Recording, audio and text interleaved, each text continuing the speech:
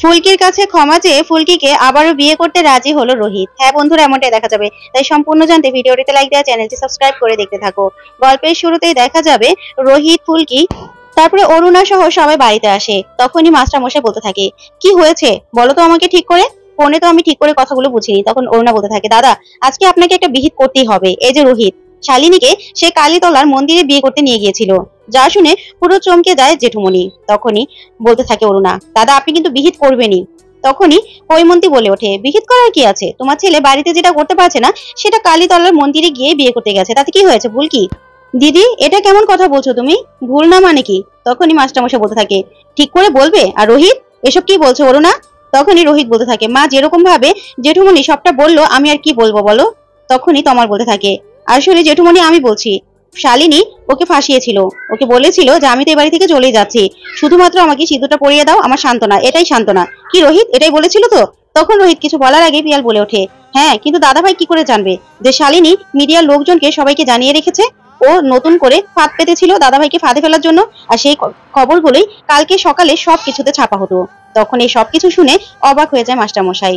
তখন রোহিত বলতে থাকে, হ্যাঁ তাই তো, আমি কি করে জানবো বলো, আমি তো জানি না। আর আমি তো ওখানে শালিনীকে বিয়ে করতে যাইনি, আমি ওকে বোঝাতে গিয়েছিলাম, মানা করতে গিয়েছিলাম যে না এটা আমি করতে পারবো না।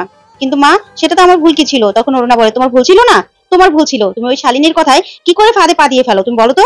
তখন এই কথা শুনে মাস্টারমশাই চমকে যায় আর বলতে থাকে, রোহিত তুমি দিন দিন এতটা গাধা হয়ে যাচ্ছ কি করে, আমি তো বুঝতে পারছি না, তুমি দিন দিন কেমন করে এরকম হতে পারো বলো তো। তুমি ভুল করেছো, তোমাকে তার জন্য শাস্তি পেতেই হবে। যা শুনে চমকে যায় রোহিত। তারপরেই মাস্টারমশাই বলে ওঠে, রোহিত তোমাকে শাস্তি পেতেই হবে, আর তোমার শাস্তি হলো ধুমধাম করে ফুলকিকে আবার বিয়ে করতে হবে।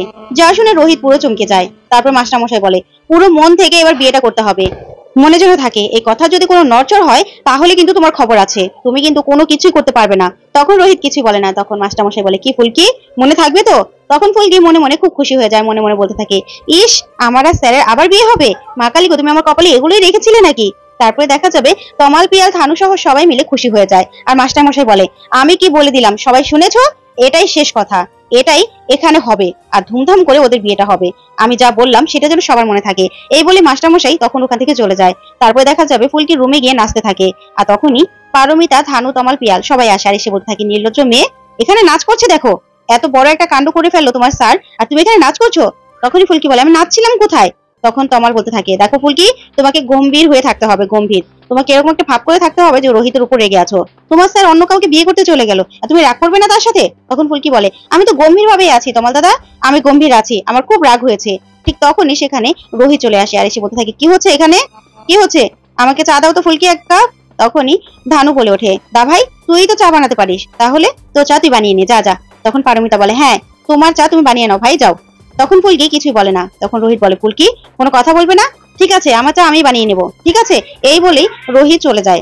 তারপরে দেখা যাবে ফুলকিকে এসে আবার রোহিত বলতে থাকে, আমার যা ইচ্ছে হয়েছে আমি তাই করেছি, কারো কাছে এই জন্য কৈফত দিব নাকি, কোনোদিনও কৈফত দিব না। এই বলে রোহিত ওখান থেকে চলে গেলেই তমাল বলতে থাকে, দেখেছো তোমার স্যারের কথা, তারপরেও তুমি নাচবে নাকি, চুপ করে দাঁড়িয়ে থাকো এখানে, কোনো কোনো কথাই বলবে না ওর সাথে, এটাই ওর শাস্তি, ওকে এবার শিক্ষা দিতেই হবে, বুঝেছো, এবার শিক্ষা দিতে হবে যেন মন থেকে, পুরো মন থেকে বিয়েটা করে, আর ওর নিজের ভুলটা যেন বুঝতে পারে। তারপর ফুলকি বলে, আচ্ছা ঠিক আছে, এটা গম্ভীর, আমি একদম গম্ভীর হয়ে দাঁড়িয়ে থাকলাম। তারপরে দেখা যাবে ফুলকি ওখান থেকে দৌড়ে ছুটে চলে যায়। তারপর রোহিত সবার জন্য চা নিয়ে আসে, যা দেখে পারমিতা, ধানু, তমাল সবাই চমকে যায়। ওইদিকে দেখা যাবে ফুলকি আবারও নিজের ঘরে এসে নাচ করতে থাকে গান ছেড়ে, আর বলতে থাকে, ফিল্মি স্টাইলে এবার আমাদের বিয়েটা হবে তো, তার জন্য তো প্রস্তুত হতে হবে, আগে থেকে প্রস্তুতি না নিলে নাচবো কি করে বিয়েতে। এই বলে ফুলকি গান চালিয়ে নাচতে থাকে। তখন তমাল, পারমিতা আর ধানু আর হলো পিয়াল এসে ফুলকির নাচ গান শুনে অবাক হয়ে যায়। আর পারমিতা বলতে থাকে, ওই মেয়েটা বুঝি আবার নাচ করছে, এখন যদি ভাই চলে আসে কি হবে বুঝতে পারছো। তখন পিয়াল বলে, বৌদি তাতে চলো ওকে আটকাতে হবে। তারপরে গিয়ে সবাই মিলে গানটা বন্ধ করে দেয়। তখন ফুলকি বলে, কি হলো দিদি? তখন পারমিতা বলে, তোমার কি একটু রাগ হচ্ছে না ফুলকি, তোমার স্যার অন্য কাউকে বিয়ে করতে চলে গেল, তোমার রাগ হচ্ছে না? তখন ফুলকি বলে, রাগ হচ্ছে তো, তাতে কি হয়েছে, স্যারের তো কোনো দোষ নেই বলো, ওই সাতচুনিটা ফাঁদ পেতেছিল স্যারকে ফাঁসানোর জন্য, স্যার কি করেছে, স্যার তো কোনো দোষ করেনি। আর তাছাড়া আমাদের তো ফিল্ম স্টাইলে বিয়ে হবে, তার জন্য প্র্যাকটিস করতে হবে না, তাই আমি নাচের প্র্যাকটিসটা করছিলাম। তখনই ধানু বলে, ফুলকি তোমাকে নিয়ে কি যে করবো না, তুমি এখন গম্ভীর থাকবে, বুঝেছো, এবার ভাইকে মন থেকে বিয়েটা করতে রাজি করাতে হবে, আর আমরা যেরকম ভাবে বলছি ঠিক সেরকম ভাবে তোমাকে করতে হবে। তখন ফুলকি বলে, আচ্ছা ঠিক আছে ওরকম ভাবে করবো, বুঝেছো। তখন পারমিতা বলে, ফুলকি ভাই চলে আসতে পারবে, তুমি রাগ করেছো বুঝিয়ে এবার না খেয়ে থাকবে, বলবে যে আমি খাবো না, তাই এই খাবারটা তাড়াতাড়ি করে চট করে খেয়ে নাও তো। তখন তমাল আর পিয়ালকে বাহিরে পাহারা দিতে পাঠায় পারমিতা। আর এদিকে ফুলকিকে খাবার খাইয়ে দিতে থাকে। ওইদিকে রোহিতকে দেখে তমাল আর পিয়াল বলতে থাকে, আরে রোহিত। তখন রোহিত বলে, ফুলকি কোথায় রে, ফুলকি খেয়েছে? তখন তমাল আর পিয়াল বলতে থাকে, না না ফুলকি খায়নি, মেয়েটা খুব কষ্ট পেয়েছে, তাই বলছে কিচ্ছু খাবে না। তুই এরকম একটা কাণ্ড করতে পারলি মেয়েটার সাথে? তখন রোহিত বলে, কি বলছিস তুই, বৌদি আর ওরাও খাওয়াতে পারছে না? তখন তমাল বলতে থাকে, না বৌদি আর ধানু তো ভিতরে গেছে, বুঝাচ্ছে তোকে, কিছুতেও বুঝ মানছে না। তখন রোহিত বলে, কি বলছিস, ওরা ওকে একটু বুঝাতে পারছে না? এখানে আমার কোনো দোষ ছিল বল? আমি কি জানতাম নাকি শালিনী এত বড় ফাঁদ পেতেছিল? তখন তমাল বলে, তোর বোঝা উচিত ছিল, বুঝেছিস? তোকে তো ফুলকি অনেকবার বলেছিল। ওইদিকে ফুলকিকে খাবার খাইয়ে তাড়াতাড়ি করে খাবারগুলো সরিয়ে ফুলকি মুখ মুছতে চলে যায়। তখন রোহিত এসে পারমিতা আর ধানুকে বলতে থাকে, বৌদি তোমরা কি ফুলকিকে একটু বোঝাতে পারছো না? আমি কি জানতাম নাকি শালিনী এত বড় একটা কাণ্ড করবে, এত বড় একটা ষড়যন্ত্র করবে, আমাকে ফাঁদে ফেলতে চাইবে? আমি কি শালিনীর ষড়যন্ত্র বুঝতে পেরেছিলাম নাকি বলো তো? তোমরা কিন্তু একটু ফুলকিকে বোঝাতে পারতে। তখন পারমিতা ধানু বলে, না না আমরা কিছু বোঝাতে পারবো না, বুঝেছো, তোমারটা তুমি বুঝাই নাও না। তখন ফুলকি বলতে থাকে, শোনো ধানু দিদি, তোমার ভাইকে বলে দাও যে আমি ওনার সাথে কোনো কথা বলবো না। তখনই ধানু কিছু বলার আগে রোহিত বলতে থাকে, দেখো ফুলকি রাগ করে থাকবে না, তুমি নাকি খাওনি, খেয়ে নাও। তখন ফুলকি বলে, না আমি খাবো না। আর তমাল দাদা বলে দাও আমি খাবো না, আমার কিছু ভালো লাগছে না। তখনই সেখান থেকে তমাল, ধানু, পিয়াল আর পারমিতা ওখান থেকে চলে যায়, বলে আমরা চলে যাচ্ছি, বুঝেছো, তুমি রাগ ভাঙাও। এই বলে ওরা বাইরে গিয়ে শুনতে থাকে। এদিকে ফুলকিকে রোহিত বলতে থাকে, ফুলকি তুমি কি কিছু বুঝতে পারছো না, কেন রাগ করেছো বলো তো, প্লিজ আর রাগ করো না, খেয়ে নাও। তখন ফুলকি বলতে থাকে, স্যার আমি রাগ করলেই কি আর না করলেই কি, ফুলকি দাসের রাগ করায় আর না করায় কার কি যায় আসে বলুন তো? আমি ফুলকি দাস বুঝে গেছি আপনি কাকে পছন্দ করেন, কাকে চান। আপনি যে কোনোদিন আমাকে মন থেকে মেনে নিতে পারবেন না সেটা আমি বুঝে গেছি।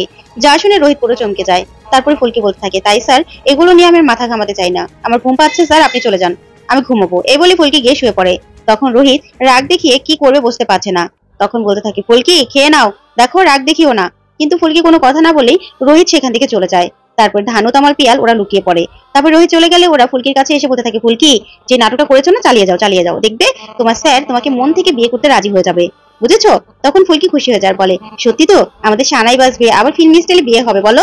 তখন পারমিতা বলতে থাকে, হ্যাঁ। তারপরে দেখা যাবে রোহিত বাহির থেকে খাবার নিয়ে এসে ফুলকির জন্য রেখে যায়, আর একটা টোকেনও রেখে যায়। তখন ফুলকি শোয়া থেকে উঠে এসে বলতে থাকে, কি রেখে গেল স্যার? তারপরে টোকেনটা পড়ে দেখতে পায় যে, ফুলকি এটা খেয়ে নাও, তুমি তো ঝাল ঝাল খাবার পছন্দ করো, তাই তোমার জন্য আমি নিয়ে এসেছি। তখন ফুলকি সেটা খেয়ে খুশি হয়ে যায়, আর তমালকেও এনে খাওয়াতে থাকে। তারপরে দেখা যাবে ওইদিকে রোহিত ফুলকির বিয়ের আয়োজন করা হচ্ছে। কিন্তু তখনই দেখা যাবে নিউজে ঘূর্ণিঝড়ের আভাস পাওয়া গেছে, বড় সাইক্লোন হওয়ার কথা। তখন রোহিত বলতে থাকে, সবকিছু ক্যান্সেল করে দাও, আজকেই তো সাইক্লোনটা হওয়ার কথা, যদি উল্টাপাল্টা কিছু হয়ে যায়।